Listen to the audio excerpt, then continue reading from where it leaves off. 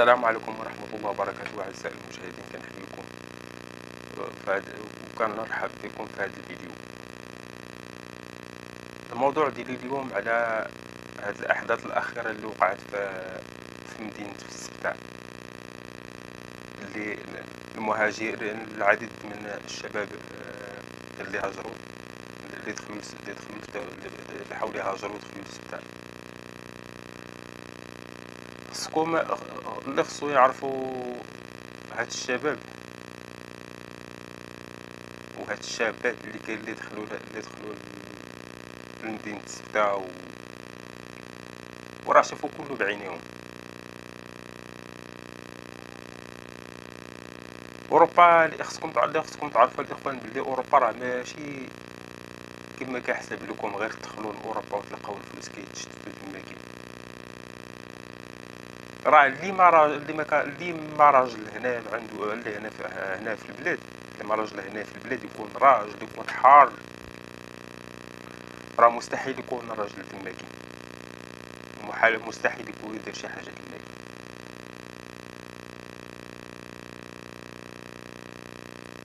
راه المعاناة اللي كاينين تما كاين في اوروبا ما كاينينش هنا عندنا هنا في البلاد. خصكم تعرفوا الناس تما كاين راه كينوضوا مع الفجر فاش كيبداو الخدمه حتى ل6 ديال العشيه.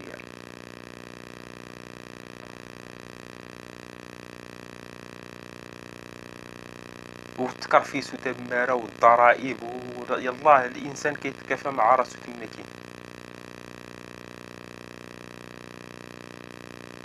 راكم دخلتوا للسبتة وشفتوا كله بعينكم، قرعه الماء حتى واحد ما عتقكم بها. وخلينا مشيتوا لما كان اوروبا تبداو تباتوا في الزنقه وتحت القنطرات والشتاء والبرد.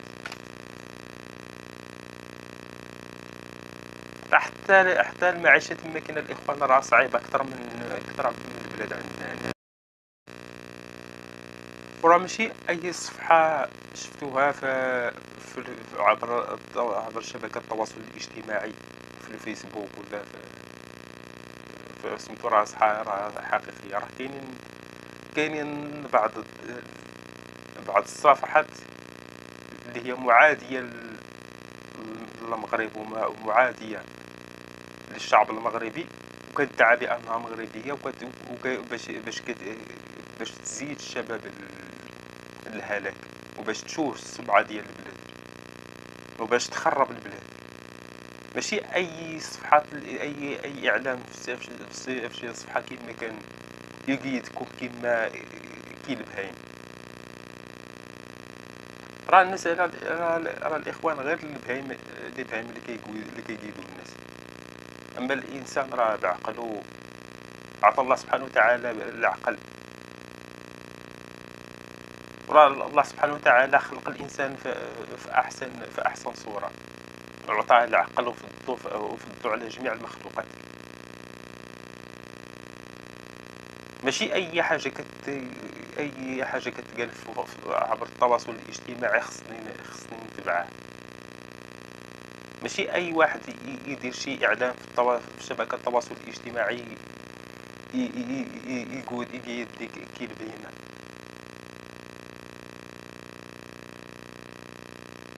خص الانسان يفكر بعقله ويعرف بلي كاين دابا كاينين غير الاعداء الوحده الترابيه، وكاين الاعداء الوطن، وكاين الخونه اللي هما كيسترزقوا على ظهر الشباب. عارفين نقطه الضعف ديال الشباب مسكين، الله يكون في العون. وكاينين اللي كيتاجروا بالمعاناه ديال الناس وكيديروا هاد الصفحات باش يقيدوا عباد الله، باش يزيدوهم الهويه. العديد منهم هما كاينين في اوروبا ودارين اللجوء السياسي وكيحاولوا يحرضوكم نتوما للداخل، وكيديروا لكم الصفحات المزوره كيكذبوا عليكم، يبغي يلحقوا من البحر. هما الهدف ديالهم غير باش يشوهوا السمعة ديال البلاد ويشوهوا البلاد.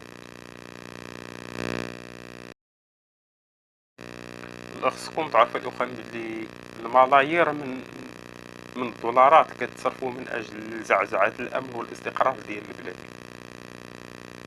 كاينين، خصكم تعرفوا بلي كاينين البلدان كيحسدوا المغرب، كيحسدوه في جميع المجالات، كيحسدوه في الاستثمارات، كيحسدوه في جميع المجالات. لا سيما هاد الزريبه اللي كتجاورنا، اللي كيحكمها العسكر، لانها منذ 1962، منذ انشائها على يد الاستعمار الفرنسي سنه 1962، منذ ان انشاها الاستعمار الفرنسي وهي يحيط بها الفشل في كل ناحيه، فشل دبلوماسي، فشل سياسي، فشل اقتصادي. وكنشوفوا الشعب الجزائري دائما وهو في القنوات الجزائرية وحتى في شبكة التواصل الاجتماعي هما كيتعاركوا على الحليب وعلى السميدة وعلى الخبز وعلى أي حاجة، لأن دولة فاشلة، دولة فاشلة وكتحسد الدول اللي كجاور المجاورة لها، لأن النظام العسكري الفاشل تخلق هكا، لأنه صناعة فرنسية، لأن الإنسان الفرنسي حسود، سهل أنه يحسدك على أبسط حاجة. وهكذا الإنسان الجزائري، لأنه من نطفة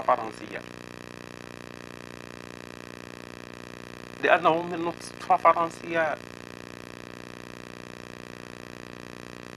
وداك الشيء علاش كيديروا هاد المشاكل وشفناهم حتى في هاد الشباب اللي كاينين اللي دخلوا للسبتة منهم هاد الجزائريين هادو، هما كيحرضوا ضد المغرب وكيحاولوا باش يشوهوا السمعة ديال المغرب.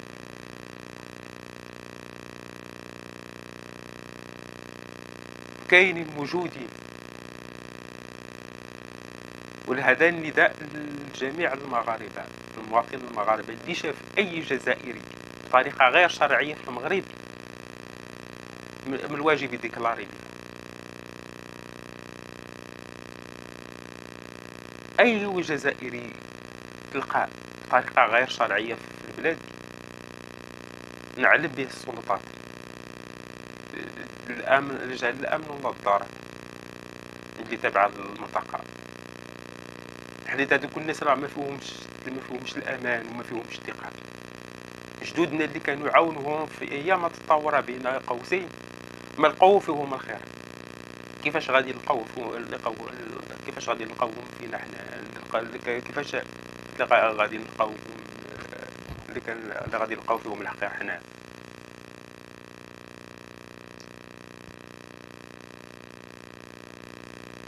وخصكم تعرفوا الاخوان، خصكم تعرفوا بلي راه كاين اللي كيتجرب بالمأساة بالضعف ديالكم.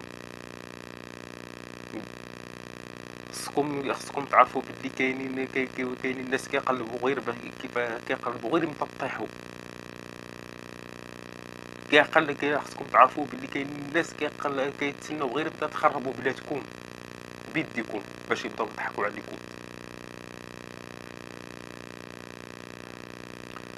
وكنكتفي بهذا القدر، ويستودعكم الله الذي لا تضيع ودائعه. والسلام عليكم ورحمة الله وبركاته.